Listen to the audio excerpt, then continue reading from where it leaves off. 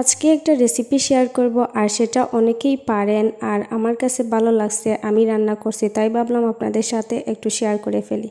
তো চলুন ভিডিওটা শুরু করি। আমি এখানে উড়ির বিচি শিম বিচি রান্না করব আর সেটা রান্না করার জন্য ছুটে নিয়েছি। আর এখানে তেলের মধ্যে পেঁয়াজ দিছি, পেঁয়াজ বাটা রসুন বাটা সব মশলা দিয়ে দিছি। আর এখন পরিমাণ মতো সব গুঁড়া মশলাগুলো দিব। এখানে আমি পরিমাণ মতো স্বাদ মতো লবণ দিলাম। তারপর সব গুঁড়া মশলাগুলো দিব। এখন আমি দিচ্ছি মরিচের গুঁড়া, ধনিয়া গুঁড়া, হলুদের গুঁড়া, যা যা আর কি গুঁড়া মশলাগুলো একটা তরকারিতে লাগে সব ধরনের গুঁড়া মশলাগুলো দিচ্ছি।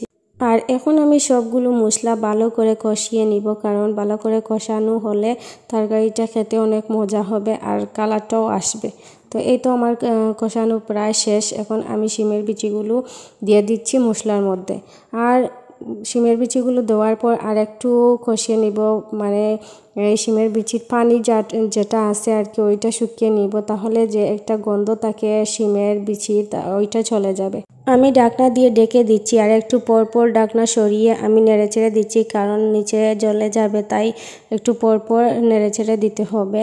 আর এভাবে যত পানি বের হবে শিমের বিচি থেকে ওইটা শুকানোর পর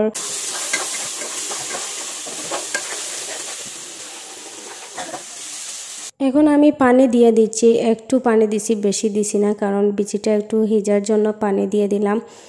আর একটু পরে দেখতেছি যে আমার বিচিটা অলরেডি ফুটে গেছে। আর একটু জাল দিলে ওইটা বেশি গলে যাবে, তাই এখন আমি মাছ দিয়ে দিব। আর এটা আমি মাছ দিয়ে রান্না করছি, বড় মাছ ভাজি করে নিছি অলরেডি। আর মাছটা দিয়ে দিব, মাছ দিয়ে একটু নেড়ে চেড়ে আমি ওইটার ঝোল দিয়ে দিব, কারণ ঝোল না দিলে ওইটা ভালো মতো তরকারি হবে না। তো একটু বেশি করে ঝোল দিচ্ছি, কারণ আমাদের বাসায় সবাই বিচি থেকে বিচির ঝোলটা বেশি পছন্দ করে, তাই আমি বেশি করে ঝোল দিয়ে দিলাম। একটু সময় অপেক্ষা করে তারপর আবার দেখতেছি তরকারিটার কি অবস্থা। এখন দেখতেছি প্রায় অলরেডি হয়ে গেছে। এখন আমি ধনে পাতা ছোট ছোট করে কেটে রেখেছিলাম, ওইটা দিয়ে একটা ঘ্রাণ আসবে, তো ওইটা দিয়ে দিলাম। আর দেওয়ার পর দেখতেছি তরকারির কালারটা অনেকটা চেঞ্জ হয়ে গেছে আর দেখতে খুব লোভনীয় লাগতেছে, মনে হচ্ছে এখনই খেয়ে ফেলি। তো আমি দেখাচ্ছিলাম চামচ দিয়ে যে এটার কীরকম একটা লুক হয়েছে।